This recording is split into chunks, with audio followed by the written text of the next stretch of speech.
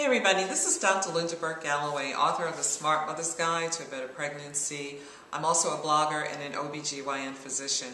And today I want to talk to you about women who are trying to get pregnant. If you're out there and you're trying to get pregnant, let me give you a heads up about things that you might think about doing that can speed things along.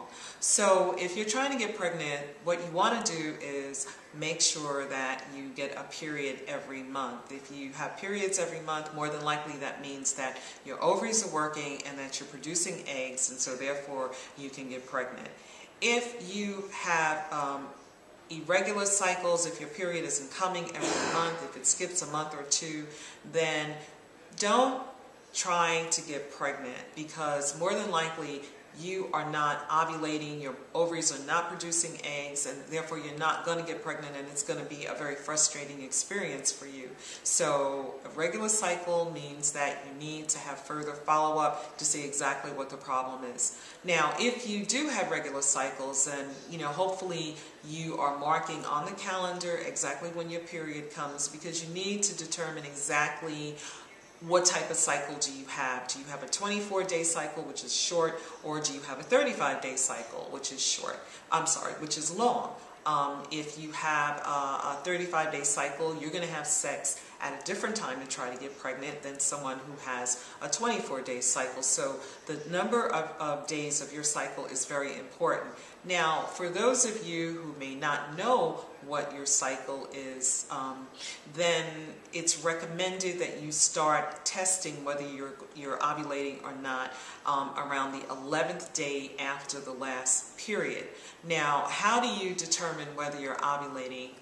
The old school method was that you would take your temperature every day from day 14 through day 18, and if the temperature went up by a half a degree, then that meant that you were ovulating, and at that time, that's the time that you should, have sexual relations. Well, there's a more efficient way of doing the test for ovulation. You don't have to do the thermometer thing anymore. You can use an ovulation kit, and although these kits have been around for a very long time, I don't think my colleagues give women enough information in terms of telling them to proactively use these kits, which really speeds things along. Now, this happens to be an ovulation kit that you can buy from the dollar store for $1.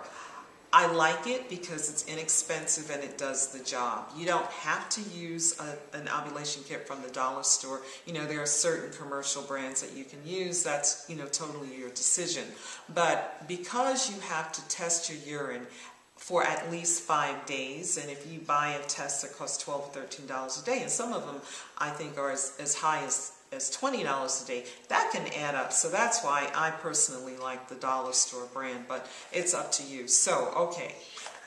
On the back of these kits, they show you, based on the number of the cycle that you have. If you have a 24-day cycle, you're going to test your urine on this day, and if you have a 35-day cycle, you're going to test it. They give you the exact time to do the urine test. Like I said, if you don't know what your cycle is, then you would do the test starting on day number 11, and you typically should use the first morning urine, because that's the urine that's most concentrated, and that's the urine that should have the highest, amount of pregnancy hormone. Not pregnancy hormone, I'm sorry. LH hormone, which is a female hormone. LH stands for luteinizing hormone, for those of you who are so inclined to want to know.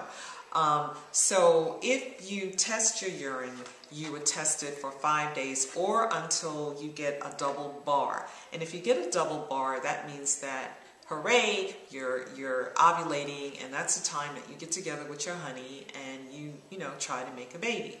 So let me just give you some numbers here so you can really see why it's important to use an ovulation kit if you're really serious about getting pregnant. So they have 100 couples who are trying to get pregnant, and they're not using an ovulation kit. They're not timing sexual intercourse with ovulation. So out of 100 people who are trying to have a baby, 50 of those people will actually get pregnant during the first 3 months of trying.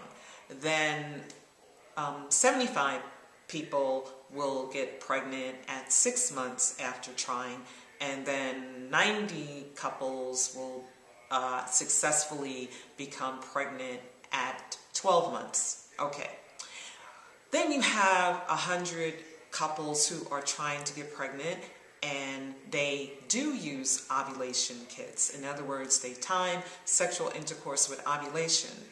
Would you believe that 76 couples got pregnant in the first month after using the ovulation kit, and 100 couples, all of them, got pregnant by the 7th month of trying to conceive? So this test, the ovulation kit, will really help you speed things along in terms of having sex at the right time, because having a baby is really about timing. So I hope you've enjoyed this little talk that we've had, and I encourage you to give me some feedback. If you have any questions, you can hit me on the comment section. This is going to be on YouTube. You can hit me on the comment section below, or you can go to my website, www.smartmothersguide.com, and ask questions, regarding ovulation and trying to conceive. I hope you also pick up my book, The Smart Mother's Guide, which I think will help you tremendously if you become pregnant, or even if you're not pregnant. It'll give you some tools in terms of what to do if your pregnancy is not completely normal, if there are bumps along the way.